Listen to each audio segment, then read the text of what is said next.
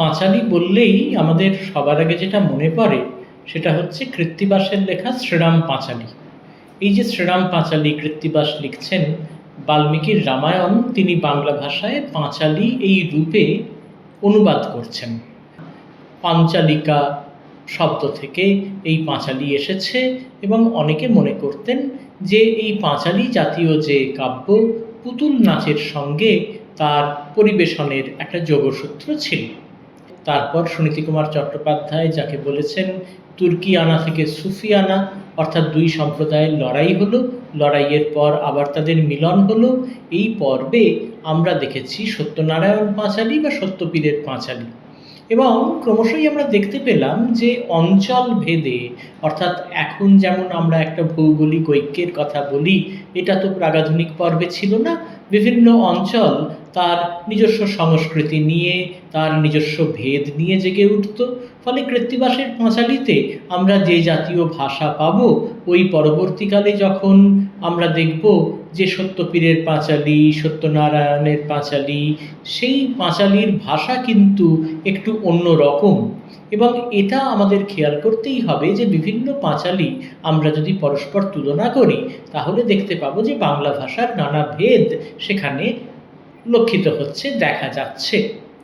এবার আস্তে আস্তে পাঁচালীর যে অমুদ্রিত জগৎ, সেখান থেকে আমি যদি মুদ্রিত জগতের দিকে আসি, অর্থাৎ 1778-এ বাংলা ছাপাখানা তৈরি হলো।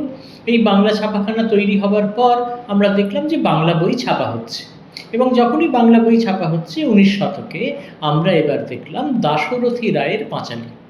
এবং আমাদের যে বটতলার সাহিত্য, যে বটতলা আমরা বলে থাকি যে আমাদের জনরুচিকে পরিতোষণ করেছে, সেই বটতলাতেও ছোট ছোট পাঁচালী নানা বিষয়ে ছাপা হতো।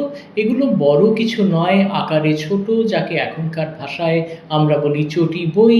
সেই চটি বইতেই কিন্তু বটতলার পাঁচালী ধরা পড়ত।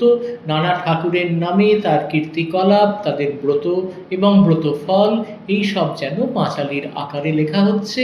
মূলত পয়ার ছন্দে লেখা হতো, সুর করে পড়া হতো।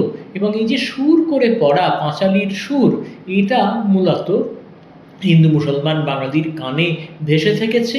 এবং পরবর্তীকালে আমরা খেয়াল করে দেখেছি যে পাঁচালী সবচেয়ে জনপ্রিয় হয়েছে হিন্দু বাঙালির ঘরে, তাকে আমরা বলি লক্ষ্মীর পাঁচালী। এখন সাম্প্রতিককালে এই বাঙালির পাঁচালীর পরিবর্তে অনেক সময় আমরা দেখতে পাচ্ছি যে হনুমানের নামে হনুমান চল্লিশা জাতীয় বই এসে পৌঁছচ্ছে। এটা বাঙালির পাঁচালীর যে পুরনো সংস্কৃতি, তার পরিবর্তে এটা যেন নতুন একটা সংস্করণ। হনুমান প্রবেশ করছেন তার ছোট ছোট বই নিয়ে, তার চল্লিশা নিয়ে, তার আয়ু এবং পরমায়ু নিয়ে। পাঁচালী যেন একটু ব্যাকফুটে, হনুমান চল্লিশা একটু এগিয়ে এসেছে। আবার হয়তো এই পাঁচালী প্রবেশ করবে নিজের মতো, নিজের অধিকারে।